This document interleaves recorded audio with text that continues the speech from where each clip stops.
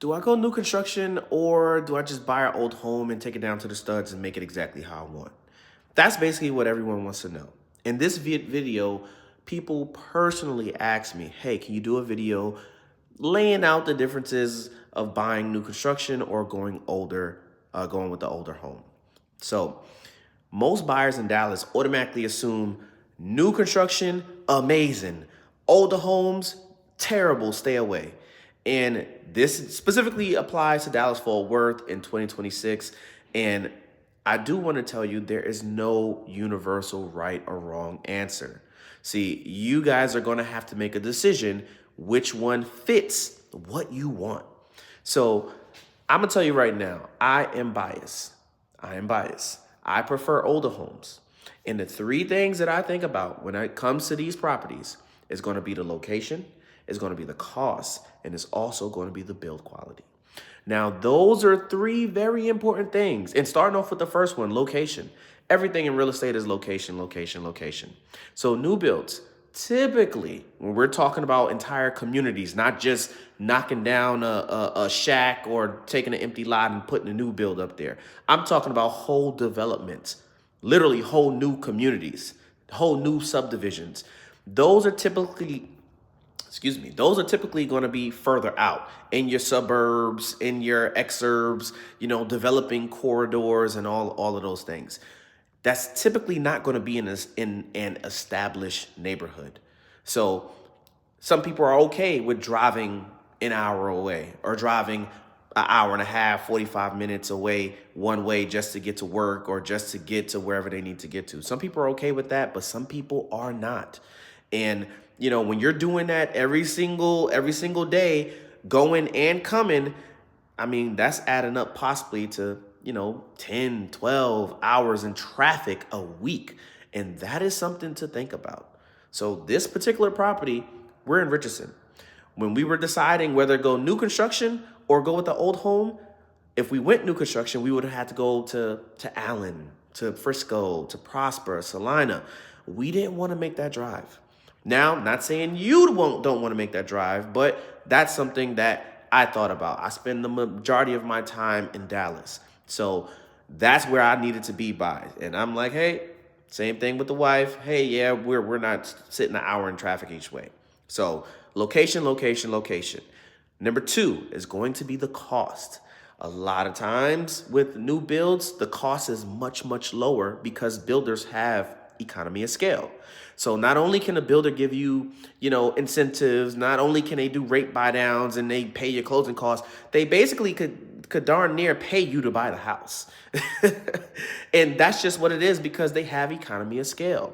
When you go with the older home, it's typically more expensive because you have to do the rehab.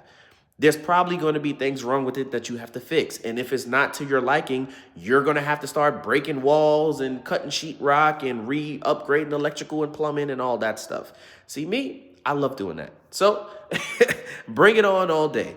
But other people, they may not like doing that. In this house in particular, and when it comes to costs, this renovation, we are over $400,000. That was a decision that we had to weigh when we were deciding, okay, do we want to go up here and don't have to deal with that? Or do we want to get closer in a more established neighborhood? And now we have to pay about $400,000 to do our rehab. Something to think about. Now, lastly, we did the location, we did the cost. Now we got to talk about build quality. So let me just say this. How many things do you know that has nothing to do with real estate, where they built it 30 years ago and it was built better than it is today in 2026? I give you one, cars. I give you another one, washing machines, electronics. We all had that TV that we had in the family for 20 years and we could still plug into the wall today. So when it comes to build quality, in this particular house, this house is built in the 70s. And like I said, it's in Richardson. When I opened up the walls and we started gutting, the wood, the lumber that they used in the 70s to build this house looked amazing. And just to give you an example, take a look at this. So this right here is your standard 2x4. And I bought this from Home Depot. So you can get one of these from Lowe's, from Home Depot. If you're real fancy, you can go ahead and go to a lumber yard. But this is built, or I'm not going to say built, this is made with the wood of today. Your standard prime 2x4 lumber. Now, let me show you guys what the wood looks like from the 1970s. And when I saw this, it literally blew my mind. So let's take a look. This right here is a 2x8, just like all of these. And they're spanning from that end of the garage all the way to that end of the garage. This wood was put in this house in the 1970s. And look how it looks. Yeah. Literally blew my mind. And even when the city building inspector came here for our framing inspection, one of the things that he asked when he came to the garage, he says, hey, what's the span of these joists in your ceiling? I'm like, oh, well, the garage is 20 feet. So we're talking maybe 22 feet. He says, wow, you got to change all these. And I said, hey, why? He says, well, because you can't have a 2x8 spanning 20 feet. Now it has to be at least a 2x12. And I said, hey, but this is the original wood from when the house was built. We didn't touch that. And he said, oh, this is the original lumber from the 70s.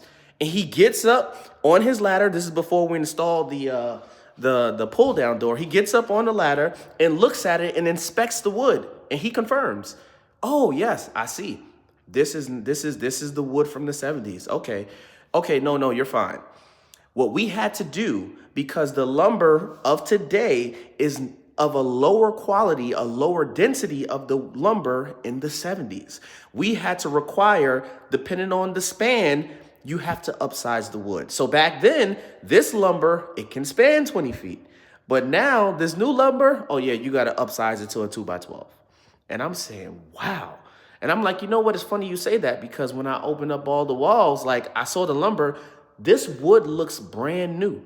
And it's what, 50 years old? He said, yes. Back then, and this is the building inspector for the city of Richardson. Back then, homes were built to last almost forever. We're talking multiple generations. That was the standard properties were built with. Now, I've seen cases of these new construction properties. They are falling apart. And I'm not just talking about the D.R. Hortons or the Pulte or the Meritex. No. I'm talking about homes that we're talking maybe $500,000, $750,000. Homes still falling apart. So when it comes to the build quality, I decided, hey, I want an older home in an established neighborhood. And yes, I will pay more, but the quality will be where I want it. The location will be where I want it. And the cost, that won't be where I want it. But 2 out of 3, hey, we can't get everything we ask for. So, just something you guys should think about. A new build may make sense if you don't mind driving further.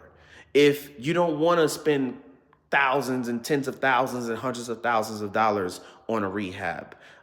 You like build quality. I mean, it may look nice and you're like, hey, I don't care if they use wood from this year or from 50 years ago. If that don't matter to you, great. New construction may be for you. But if those things are important, if you don't want to be driving an hour away, if you don't mind paying the extra money, and if build quality is extremely important to you, then an older home may be the way to go. So neither option is automatically better than the other, but the wrong choice for you can be very expensive. So make sure you choose wisely. And hopefully this provided you some valuable information. And remember, you heard it here first. New Texas Realty. Until next time.